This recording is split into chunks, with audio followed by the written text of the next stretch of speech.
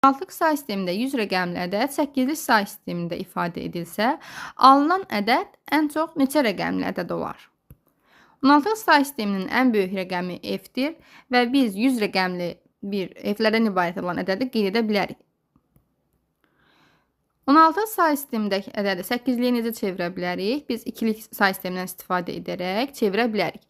Hər bir rəqəmə uyğun 4-lük şəklində 4 dənə 2-lik say sisteminin rəqəmini istifadə edirik. Məsələn, burada f qeyd etmişik deyə, f-i biz necə ifadə edirik 2-lik say sistemində 4 dənə 1-lə. Bu şəkildə davam edir. Hər bir f-ə uyğun 4 dənə 1 yazdım.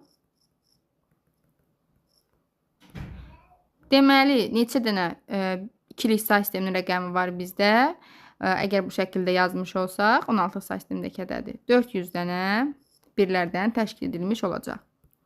Yəni, bu 2-lik say sistemində verilir. Bəs, daha sonra 2-likdən 8-liyə necə çevirirdik?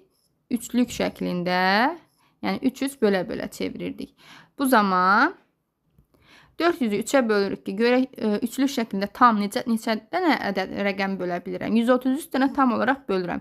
Və öndə, yəni arxadan biz sondan başlayaraq bölürük və 133 dənə 3-lük şəklində bölüb rəqəmi qeyd edə bilirik. Amma ən qabaqda deməli bir rəqəmi artıq qalacaq. Həmin bir rəqəmin də qabağına sıfırlar yazıb biz 8-liyə çevirə bilirik.